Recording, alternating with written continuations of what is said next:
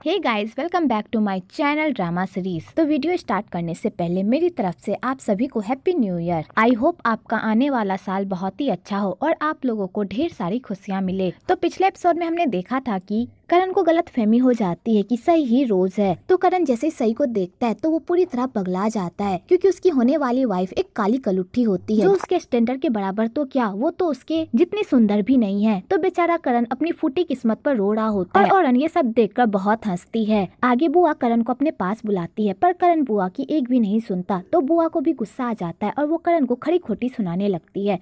तो अरुणा बुआ को शांत करती है और वहाँ से लेकर जाती है। आगे बुआ को करण के बिहेवियर से पता चलता है कि करण को गलत फहमी हो गई है कि सई रोज है, इसलिए वो इस तरह बिहेव कर रहा है। तो बुआ इस बारे में रोज को भी बताती है। तो दोनों मिलकर इस बात को सोच सोच कर खूब हंसते हैं और करण के खूब मजे लेते हैं। आगे करण रोता बिलखता हुआ अपनी माँ के पास जाता है और अपनी माँ को कहता है, माँ प्लीज मुझे बचा लो, मैं उस काली कलुट्ठी लड़की से शादी नहीं करना चाहता। प्लीज माँ अपने बेटे की हेल्प करो, मुझे उस गाँव के गवार से बचाओ। तो कोमल अपने बेटे की ऐसी हालत नहीं देख पाती, पर वो अपने बेटे की हेल्प नहीं करती, क्योंकि उसके पति ने उससे वादा किया होता है कि अगर वो इस शादी को शांतिपूर्वक होने देगी तो वो उसे 3 बिलियन देगा। तो कोमल अपने बेटे को समझाती है और कहती है, क्या हो गया अगर वो काली कलुट्ठी है, वो तुम्हारी होने वाली वाइफ है, प्लीज उसके बारे में ऐसा मत बोलो। और कोमल इस बात को इग्नोर कर देती है और अपने पति को कहती है, हमें एक पार्टी में जाना है ना, हमें लेट हो रहा है, जल्दी से चलिए।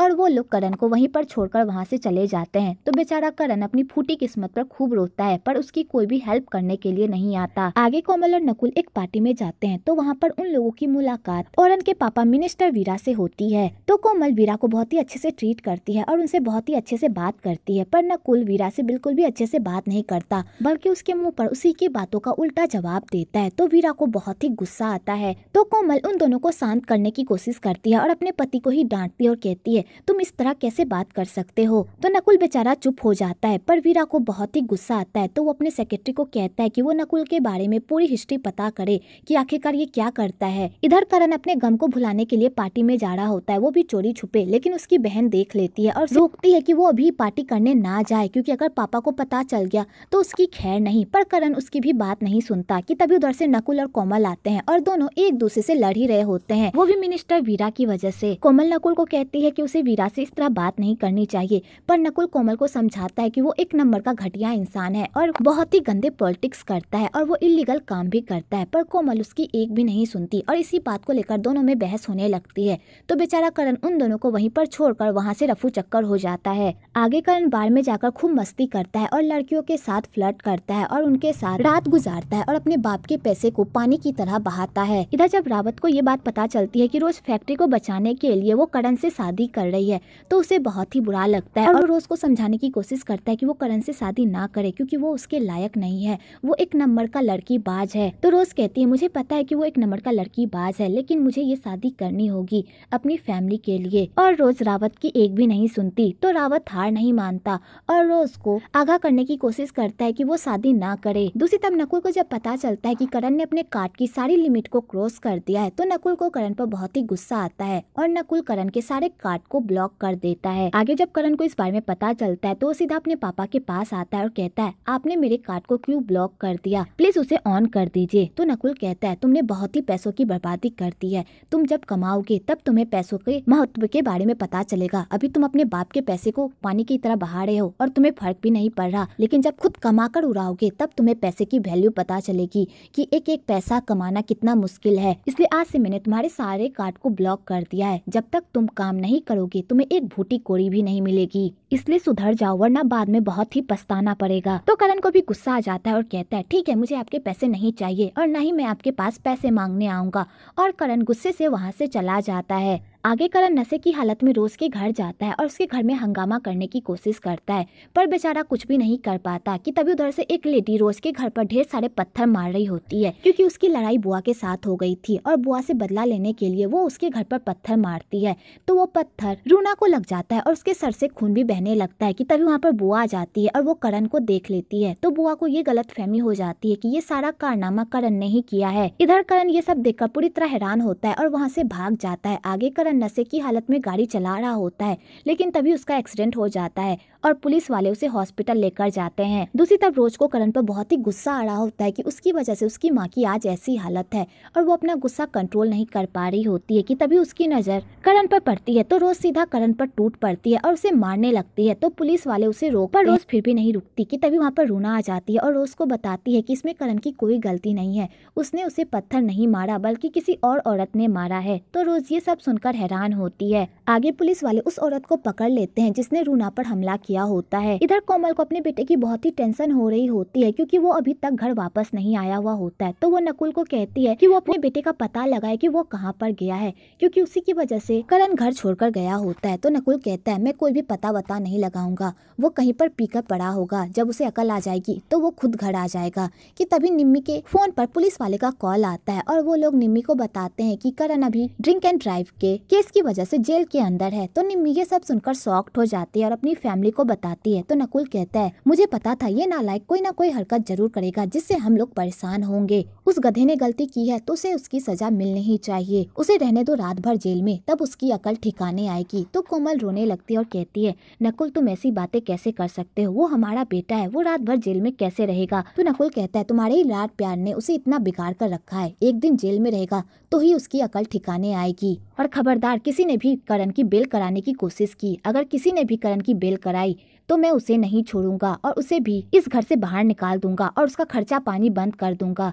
तो सोच लो अब तुम्हें क्या करना है। और नकुल उन लोगों को धमकी देकर वहाँ से चला जाता है। तो बेचारी कोमल रोने लगती है। तो निम्मी कहती है मॉम आप टेंशन मत लो, मैं पुलिस से बात करती हूँ कि वो करण के साथ कोई सख्ती ना करे। तो कोमल कहती है ठीक है बेटा जल्दी से कॉल करो। इधर रूना करण की बेल करा देती है। रोज तो बिल्कुल भी नहीं चाहती कि करण की बेल हो, पर रूना करण को इस तरह जेल के अंदर नहीं देख पाती और वो करण की बेल करवा देती है। आगे वो लोग करण को नशे की हालत में घर लेकर जाते हैं। तो रोज को करण पर बहुत ही गुस्सा आता है, लेकिन तभी उसके दिमाग में एक प्लान आता है करण को सबक सिखाने का। तो रोज सीधा सई के पास जाती है और उसे कहती है जाओ करण के बगल में सो जाना, और करण जैसे ही उठेगा तो उसे बहुत बड़ा झटका लगेगा। तो सई रोज की बात सुन लेती है और वहाँ से चली जाती है और रोज सई के बदले वहाँ पर काम करने लगती है। इधर करण को जब होश आता है और वो अपने पास सई को देखता है तो वो पूरी तरह चौंक जाता है और वो गुस्से से रूम से बाहर निकलता है।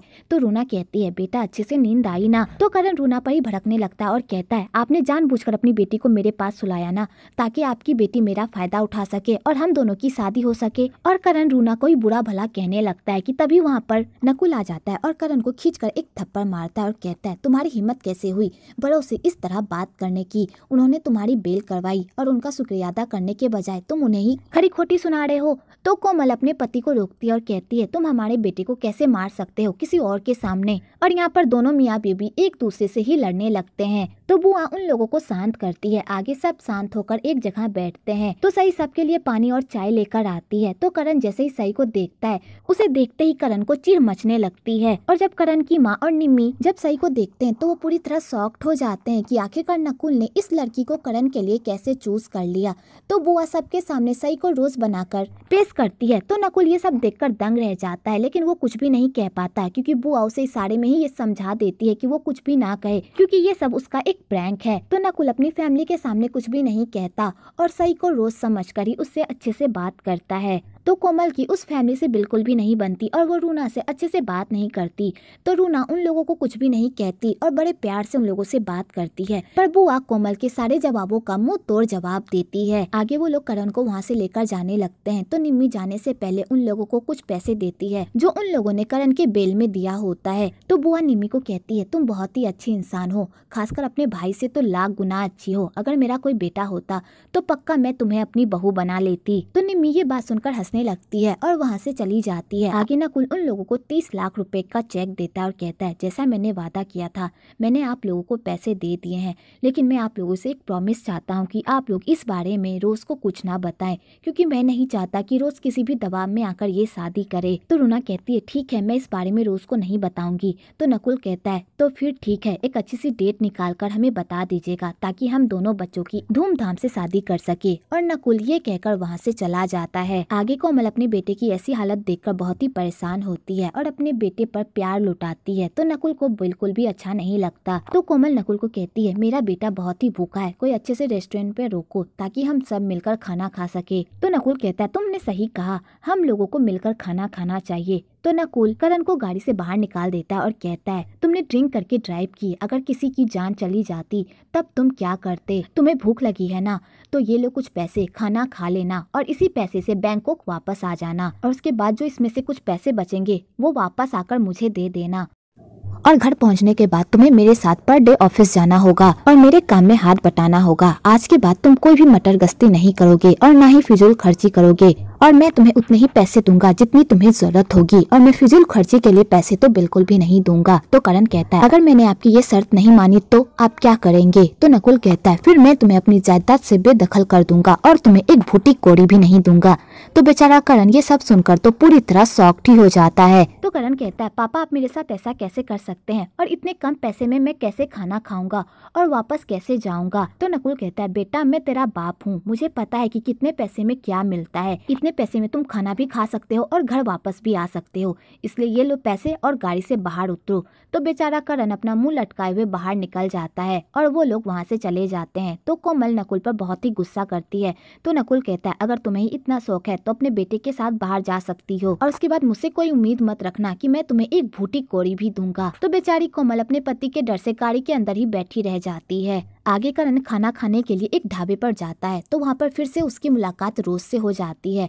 तो करण रोज को कहता है, अभी मेरा तुम्हारे साथ फ्लर्ट करने का बिल्कुल भी मूड नहीं है और ना ही मेरी ऐसी हालत है कि मैं तुम्हारे साथ कुछ कर सकूं, इसलिए मुझे माफ करना। तो रोज को ये सब सुनकर तो बहुत ही गुस्सा आता है कि इस आदमी के दिमाग में हमेशा घटिया बातें ही क्यों चलती रहती है। तो रोज अपने खाने का प्लेट सीधा करण के मुँह पर मारती है, पर करण अपना मुँह छीप लेता है, जिस वजह से वो सारा खाना उसके पीछे वाले टेबल वाले बंदे पर गिर जाता है। तो करण रोज को कहता है, मैं पहले वाला डफर नहीं रहा जो तुम हमेशा मुझे मारकर चली जाती थी और मैं मार खा जाता था। अब मैं स्मार्ट हो गया हूँ। कि तभी वो पीछे वाला मोटा रोज से लड़ाई करने के लिए आता है। तो करण उस मोटे को रोकता है और कहता है, भाई गलती से हो गया, प्लीज उसे माफ कर दो। पर वो मोटा माफ नहीं करता, उल्टा करण को खींचकर एक घूसा मारता है। तो करण के पॉकेट से वो 500 रुपए गिर जाते हैं जो उसके पापा ने उसे दिए थे। तो वो मोटा वो सारे पैसे ले लेता है और कहता है, तुम लोगों ने मेरे साथ बदसलूकी की तो ये रहा मेरा हर्जाना, हमारा हिसाब क्लियर। और वो मोटा वो सारे पैसे लेकर वहाँ से चला जाता है। तो बेचारा करण रोता ही रह जाता है क्योंकि उसके पास अब एक फूटी कोड़ी भी नहीं होती।